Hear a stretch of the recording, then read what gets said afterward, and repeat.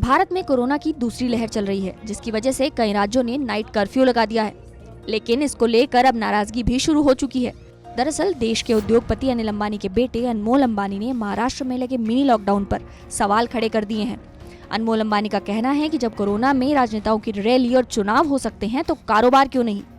अनमोल अंबानी ने ट्वीट किया कि आवश्यक का क्या मतलब है। पेशेवर एक्टर फिल्मों की शूटिंग कर रहे हैं, राजनीतिज्ञ भारी भीड़ के साथ रैलियां कर रहे हैं, लेकिन कारोबार और काम को आवश्यक की श्रेणी में नहीं रखा गया है। इसके बाद प्रशांत भूषण अनमोल अंबानी को सपोर्ट करते हुए लिखते हैं, important thread about lockdowns, do read it. लोग भी अनमोल अंबानी का दिल खोलकर समर्थन कर रहे हैं। हर्ष जैन लिखते हैं कि must read, thanks @Anmol Ambani for standing up for the SMEs, really appreciate your efforts. Pranesh Agarwal कहते हैं ऑन पॉइंट।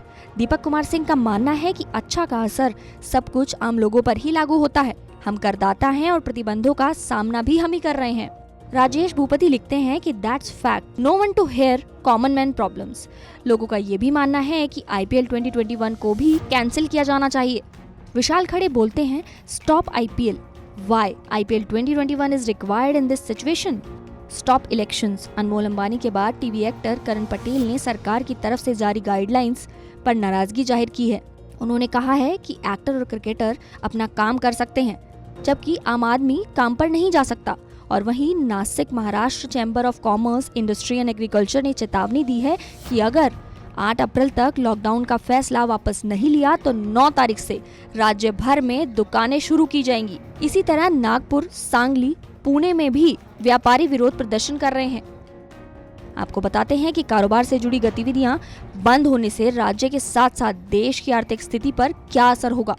केयर रेटिंग्स के अनुसार सिर्फ महाराष्ट्र में लॉकडाउन से देश को 40,000 करोड़ रुपए का नुकसान होगा, जिसमें ट्रेड, होटल और ट्रांसपोर्ट सेक्टर को करीब 15,772 करोड़ रुपए का नुकसान होगा, जबकि फाइनेंशियल सर्विसेज, रियल एस्टेट और प्रोफेशनल सर्विसेज को 9,885 करोड़ रुपए का नुकसान होगा। वहीं पब्लिक एडमिनिस्ट्रेशन को 8,192 करोड़ रुपए का नुकसान झेलना होगा।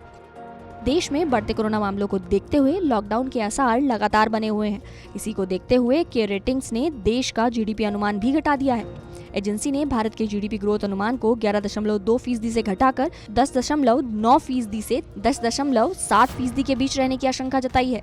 बता दें कि GSGP यानी ग्रॉस स्टेट डोमेस्टिक प्रोडक्ट के नजरिए से महाराष्ट्र देश का सबसे बड़ा राज्य है। साथ ही GVA यानी ग्रॉस वैल्यू एडेड में महाराष्ट्र का योगदान करीब 15% का है। इन आंकड़ों से साफ है कि ये मिनी लॉकडाउन भी महाराष्ट्र के लिए आर्थिक रूप से आसान नहीं होने वाला है। इस नजरिए से तो अनिल अंबानी के बड़े बेटे अनमोल अंबानी के तर्क जायज हैं। और अगर कोरोना के मामले बढ़ते रहे तो नौबत पूर्ण लॉकडाउन तक भी पहुंच सकती है, जिसका आर्थिक असर सिर्फ महाराष्ट्र ही नहीं बल्कि पूरे देश को झेलना होगा।